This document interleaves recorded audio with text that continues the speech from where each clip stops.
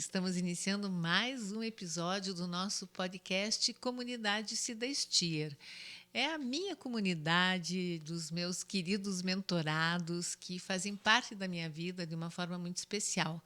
E é também um espaço que traz toda a história de cada um deles, contando as suas superações, as suas conquistas. E esse é um espaço que eu considero, assim como o espaço da mentoria, sagrado, onde a gente pode abrir o coração, contar as nossas coisas. E hoje eu tenho como convidada uma mentorada, advogada, muito especial, a Patrícia Valdivieso, e é um prazer te receber aqui, Patrícia. Tudo bem? Tudo bem, obrigada, Cida, pelo convite. Estou muito feliz de estar aqui e poder contar um pouquinho da minha história para você e para o público. Olha, Patrícia, eu te admiro muito, sempre te admirei como profissional. Você é uma referência na tua atividade, pela seriedade, pelo conhecimento. Mas hoje eu quero te convidar para falar sobre uma coisa que aconteceu na tua vida, que é uma história de muita superação. E tenho certeza que pode trazer muitos insights para quem vai ouvir essa nossa história. Você está pronta para mergulhar nesse universo? Eu acho que não, mas eu aceito o desafio. É um desejo que a Patrícia tem de contar algo que foi muito impactante na vida dela, dos amigos, da família. E hoje nós vamos começar a mexer nessa história, né, Patrícia? Isso aí, Cida, estou preparada. Então, você viveu a pandemia de forma muito forte. Todos nós vivemos a pandemia como um momento que vai se tornar inesquecível e que, enfim, muitas perdas, tudo aquilo que nós sabemos. Mas você quase se foi com ela. E como que é hoje você olhar para trás? Ontem você fez 5 anos de vida novamente, está de parabéns. Sim, Como que é você olhar para trás e lembrar de tudo isso agora? olha, Cida, é uma história assim que para compartilhar, para mim é um desafio, porque foram muitas superações, ainda são constantes superações, mas o que eu deixo assim muito de olhar é que uma certeza que a gente tem que essa vida nossa vai passar, né? A gente está de passagem aqui e eu tenho muito propósito ainda, pessoal, profissional. Então, o que eu olho, de tudo que eu passei, não é que eu mereci tudo isso, mas eu tive que passar por isso para ser quem eu sou. Hoje, a Patrícia de hoje não é a mesma Patrícia que era lá atrás na pandemia em 2021. Então me conte como é que tudo aconteceu. Então vamos lá. Primeiro a minha mãe ficou doente. Minha mãe estava no interior, começou já a ter os sintomas do Covid, começou a ficar muito grave e necessitou de uma UTI. E daí num raio ali de 400, 500 quilômetros no norte do Paraná, não tinha mais, estava sem aquelas filas de ambulância e ela precisou vir para cá. E nisso a gente passou ali uma noite toda, eu, minhas filhas e amigos, procurando um leito no hospital. Até que um amigo meu, que tem um hospital aqui em Curitiba, que me conhecia, ele falou: Patrícia, vem, pode trazer ela, pede para a ambulância trazer, que eu vou conseguir um leito para ela da UTI. Então, naquela época, assim, a gente estava olhando para agora, né, como o leito, ter o acesso ao hospital já era, né, um desafio. Nisso, minha mãe foi, entrou no hospital e depois de um tempo ela já começou a piorar e foi entubada. Passado mais ou menos ali uns 10 dias, eu comecei a ter os sintomas em casa. Eu, meu esposo e a minha filha menor. Todos adoecemos.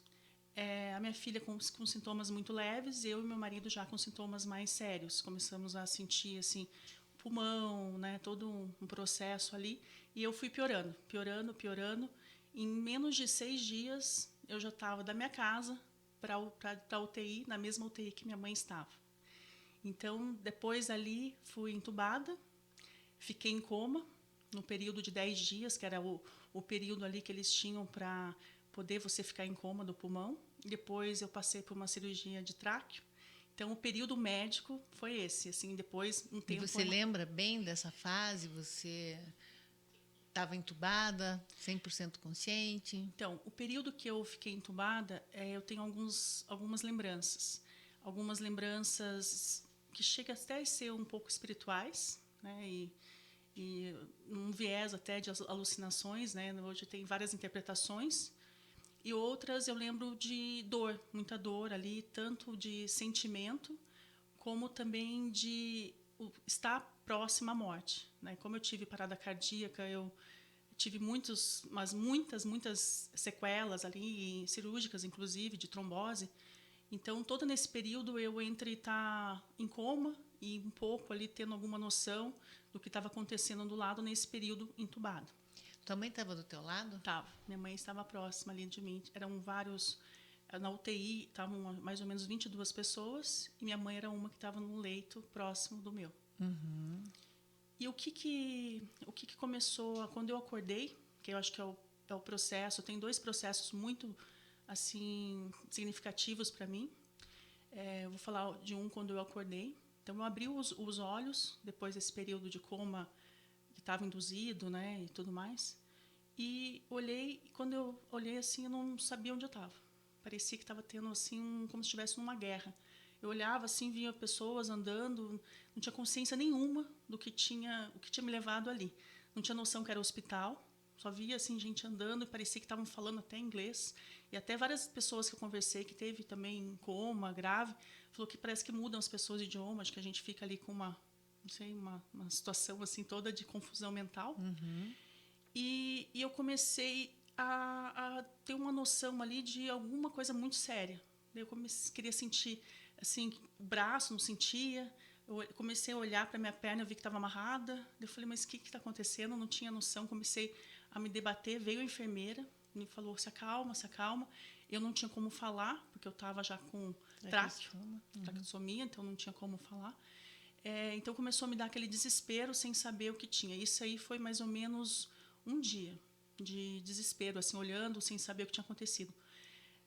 Na hora que eu comecei a sentir, para poder olhar, que eu não conseguia me mexer direito, nesse período ali de 24 horas, a minha filha mais velha, que estava já se formando em medicina, ela conseguia entrar no hospital. E o que ela fez? Ela fez um mural de fotos. Olha. E colocou, porque daí tinha era o leito, né, a cama, e daí tinha esse mural. Ela encheu de fotos de família, com a minha mãe, né, com ela e tudo, com amigos e momentos felizes. E várias cartinhas. Só que as cartinhas eu não conseguia identificar as letras. Mas as fotos eu comecei a me reconhecer e reconhecer a minha vida. A hora que eu comecei a ver tudo aquilo, me deu uma vontade de viver tremenda. Que eu lembro que a enfermeira chegou e falou assim, você parece que tomou sol, você está curada. Então, assim, acho que foi aquele momento assim que eu vou viver, eu vou lutar. Eu acho que eu estou numa situação muito difícil, eu não lembrava ainda que era o Covid nem nada, mas eu senti uma energia a hora que eu comecei a reconhecer, principalmente as minhas filhas ali. E daí começou a me dar uma força que até a questão de medicação, eles foram lá colocar, falaram assim, nossa, parece que os remédios que a gente colocou estão fazendo efeito, mas na verdade parecia que era aquela sensação. Vontade de viver. Vontade de viver. Passado um pouquinho ali, acho que eu não tenho muita noção de tempo, mas acho que talvez um dia a mais, comecei a lembrar. Daí comecei a ficar muito triste, porque eu comecei a achar que a minha família toda tinha falecido. E eu estava numa sem situação... poder nem perguntar. Porque daí eu lembrei da minha mãe, eu comecei a chorar, lembrando dela, sem poder saber o que tinha acontecido. Lembrei do meu esposo, que também estava com Covid, e da minha filha. Então, comecei a ficar numa situação muito desesperadora. Então, eu comecei a me debater muito ali. Então, foi um momento muito difícil. E nisso chegou uma médica.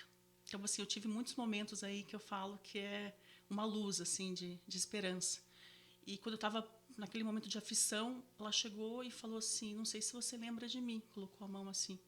Eu sou mãe da escola que as suas filhas estudam. Sou médica, estou no plantão, estou te acompanhando aqui. E você passou por uma situação muito difícil, né, muito complicada do Covid, mas você está viva. E a gente vai tirar você daqui. Ai, que legal. E eu não podia falar nada, e eu olhei para ela e pensei, mais uma vez, eu vou viver. Então, tirei aquele todo de novo, né, aquela pressão, E a partir dali comecei minha luta para sobreviver, e para viver e para seguir com a minha vida. Então foram vários episódios muito sérios que eu tive de trombose, aprender depois, né, a lidar com falta de movimento, mas todo momento eu pensava assim, eu vou sair daqui, vou abraçar minhas filhas, e o que eu mais sentia falta, o que eu mais sentia Isso que eu ia assim, te perguntar agora. isso, o que eu mais sentia falta era o café da manhã com a minha família.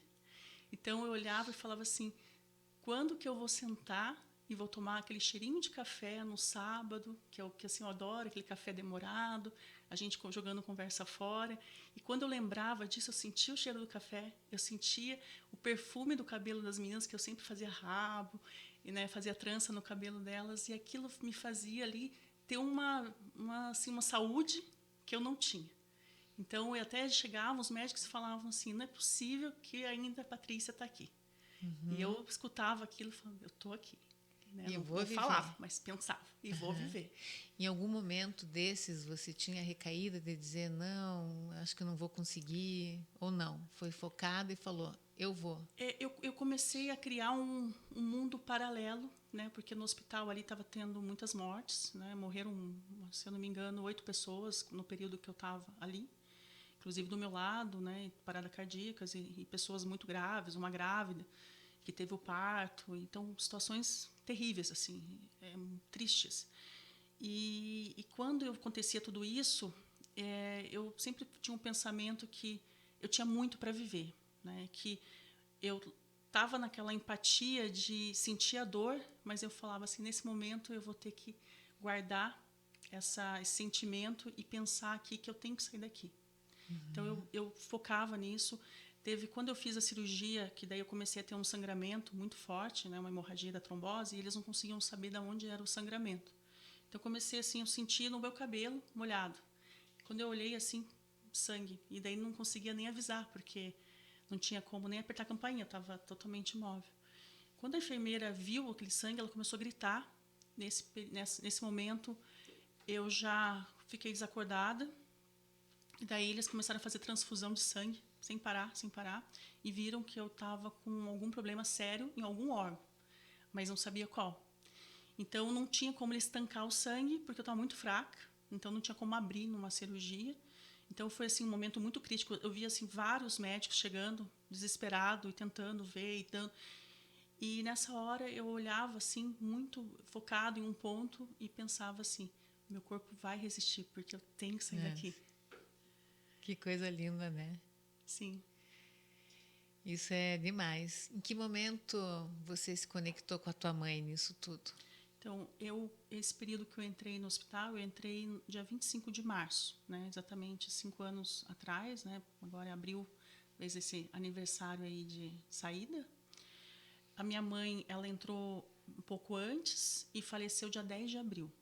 Quando ela faleceu, eu estava entubada. E quem tem o olhar de fora, o que conta? Conta para nós que a minha mãe estava tendo uma recuperação muito boa.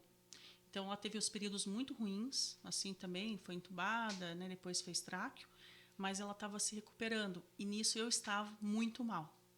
E por algum motivo, alguma enfermeira comentou, falou assim para ela, assim, sua filha está aqui, porque ela não sabia que eu estava, né? Então, algum comentário e que ela ficou sabendo que eu estava no hospital. Mas como ela também não se comunicava, então, quando ela ficou sabendo naquele dia, eu tive uma parada cardíaca muito séria, de muito tempo, né, que tiveram que dar choque. E numa dessa acordada, eu senti que minha mãe veio e com um tio meu, que já tinha falecido há muitos anos, e os dois falaram para mim assim, volta, porque você tem muito para fazer ainda. Você tem que cuidar das suas filhas, você tem propósitos, então você vai acordar agora. Eu acordei. Só que nesse período também eu escutei um dos médicos atendendo um telefone e falando alguma coisa de Páscoa, que era Páscoa, que ele tinha que sair, e voltei em coma. Depois, passado todo o tempo, a gente foi olhar que esse dia que eu falei da minha mãe foi a hora que ela tinha falecido, exatamente no mesmo momento.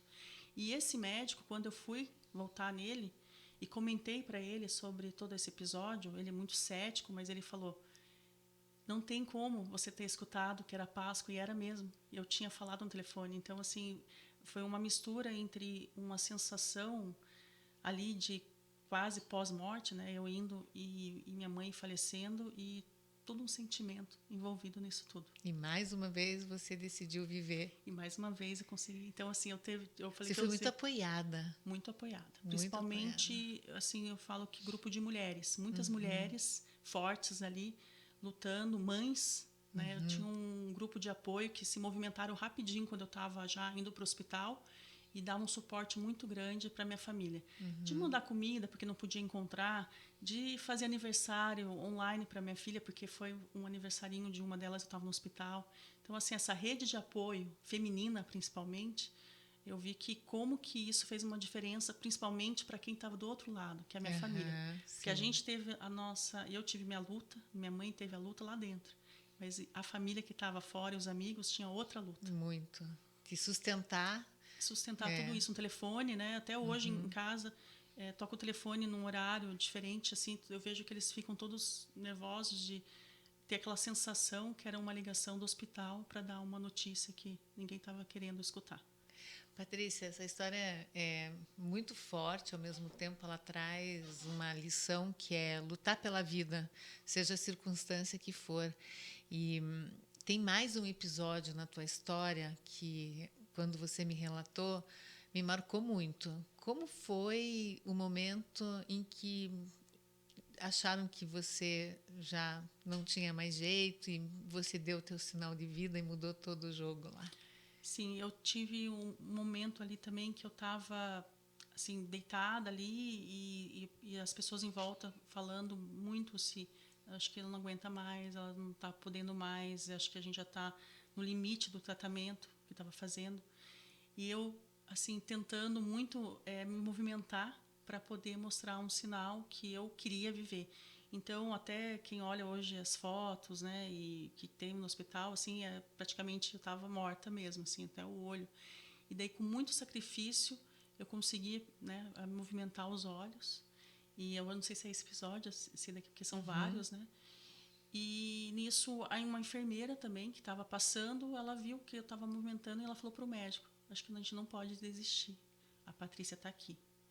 Então, assim, eu tentava todo o tempo, de alguma forma, mostrar que eu queria viver ali, mas eu escutava muitos episódios que eu não tinha mais. Meu pulmão estava com 98%, então eu tinha 3, né? Então a solução médica ali não existia muito, então ligado para o aparelho. E tudo isso levando em consideração que estava todo caótico, né? Todos os médicos estressados, né? No caos, assim, eles estavam no limite. Então era difícil olhar e falar: isso aqui vai recuperar, né? Como se fosse assim a situação, né?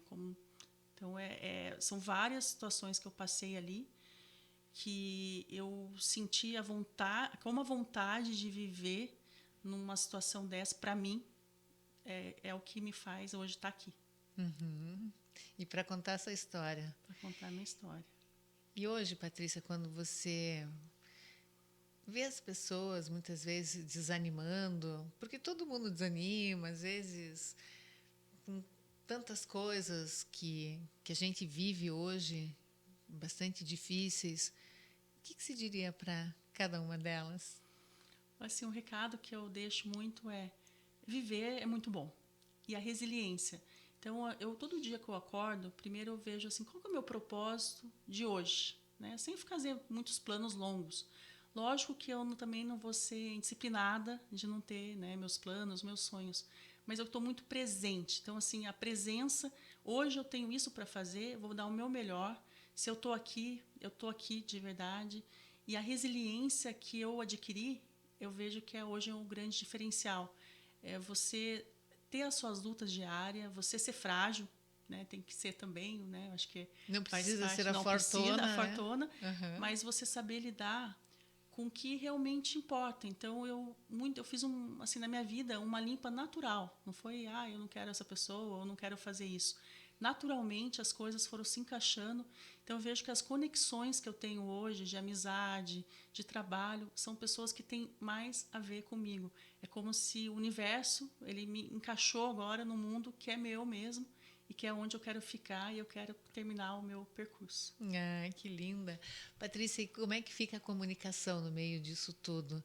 Você tem buscado também? Você já fazia um aperfeiçoamento antes de tudo isso? E eu sempre gosto de dizer que eu sempre acreditei que você não ia partir naquele momento. Como que é você estar num processo de mentoria, se preparando para trazer essa história para ajudar mais pessoas? Tem um episódio, antes de até falar sobre a mentoria e como aqui está, né, me fazendo, mudando também, uma mudança que eu preciso na minha vida. Quando eu fui fazer a cirurgia de tráqueo, eu também, né, como ali não falava, eu estava indo para a cirurgia e o médico percebeu que eu estava um pouco aflita ali, indo sem saber para onde estava indo. E daí eu tinha muita chance de ter perda vocal, porque eu fiquei muito tempo com a tráqueo, né, tinha tido muita extubação. Então, ele ali, por uma percepção muito, né, assim, única até, ele virou para mim e pegou na minha mão e falou assim: "Você já viu mulher parar de falar?" Que legal. E quando ele falou isso, na hora deu um clique pensando assim: não, eu vou voltar a falar e eu vou voltar a falar de verdade. Então, assim, a comunicação, com as minhas limitações que eu tive de corda vocal, né? Eu perdi muito ali toda essa parte de musculatura, né, atrofiada, engasgo que eu tive muito. Eu vejo hoje a comunicação, primeiro, para mim, uma virada de chave, que é onde eu quero levar, né, adiante, tanto como profissão, vida pessoal, história, e também assim de estar feliz de estar falando, né? Então, assim, de estar podendo falar aqui. Então é isso, eu só quero agradecer e Ah, para que mim bom. assim é um presente estar com você aqui, Cida. Ai, mas é um presente muito grande para nós, porque essa história ela precisa ser contada e principalmente para a gente acreditar na força que é viver e na força que é querer viver. Ninguém segura quem quer viver, né, Patrícia? Isso aí. Então, muito bom. Obrigada por você ter essa coragem de contar a tua história, porque é uma história que emociona muito, traz muitas lembranças, mas que vale a pena Sim, mexer por aí para compartilhar. sim. Obrigada. Obrigada a você.